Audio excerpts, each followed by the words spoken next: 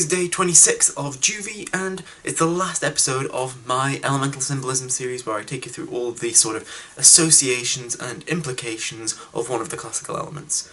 Because this is the last week, I deliberately planned it so that we would be doing my favourite element of fire, as the last one. In the classical system, fire is classified as hot and dry, and is linked with summer as a season, and for some reason yellow bile as a humour. Alchemically, it's represented by this symbol here, a upward pointing triangle, and it's also associated with the zodiac signs Aries, Leo, and Sagittarius. The temperament that is linked to fire is the choleric personality type. People who are choleric are generally fairly extroverted, and are thought to be independent, decisive, and pretty goal-oriented. They generally tend towards ambition and leadership roles, but tend to have fairly realistic outlooks on life, focusing on logic and facts. Fire is the most common of the four classical elements to be viewed as important, as it appears in most of the lists that even the others don't show up in all the time. This is fairly ironic, being as fire is the only one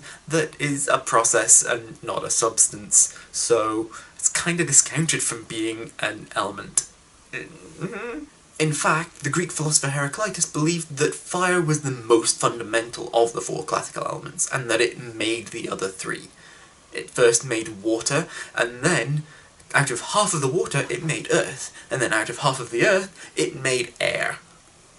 In popular culture, fire is associated most commonly with passion, drive, and energy. Iroh says in Avatar that fire is the element of power. The people of the Fire Nation have desire and will, and the energy and drive to achieve what they want. We talk about people who have passion as having fire to them, or having a spark, and the tipping point that causes an event is often called the spark that lights the flame. Fire is often linked to aggression as well.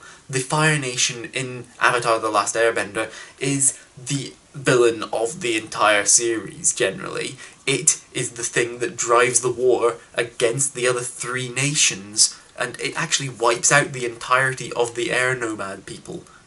Just almost completely. This tendency for aggression is incredibly notable.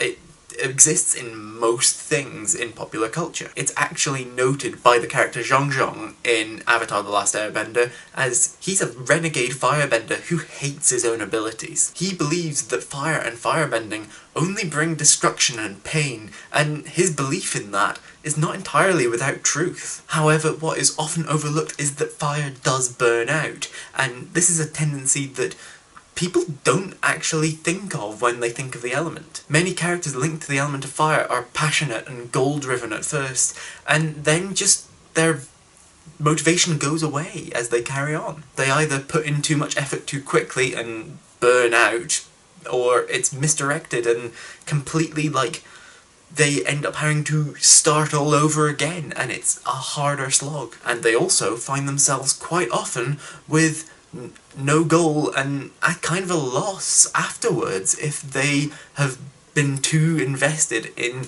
the whole goal that they were in the first place. Some good examples of this are Dave Strider from Homestuck and Zuko and Mako from the Avatar series. All three of them have to go through times when their drive is burnt out or is completely misdirected and going towards the wrong things for them. Fire is also linked very strongly with masculinity in the same way that water is linked to femininity. The link in this case is that masculinity and fire are all linked to these same traits that I've been just going on about: passion, drive, and aggression. Additionally, fire is seen as the opposite of water, just as masculinity is seen incorrectly as being an opposite to femininity. Characters that are linked to fire are almost always male, in the same way that characters that are linked to water are almost always female. Examples of this include Zuko, Iroh, and Mako from the Avatar series, Dave Strider from Homestuck, Johnny Storm the Human Torch from the Fantastic Four, Albus Dumbledore and Harry Potter from Harry Potter, various other ones that I can't think of off the top of my head. Bear in mind that this is not an absolute rule, but it's just the most common. Gryffindor is the Hogwarts house associated with fire, and its traits are pretty damn simple.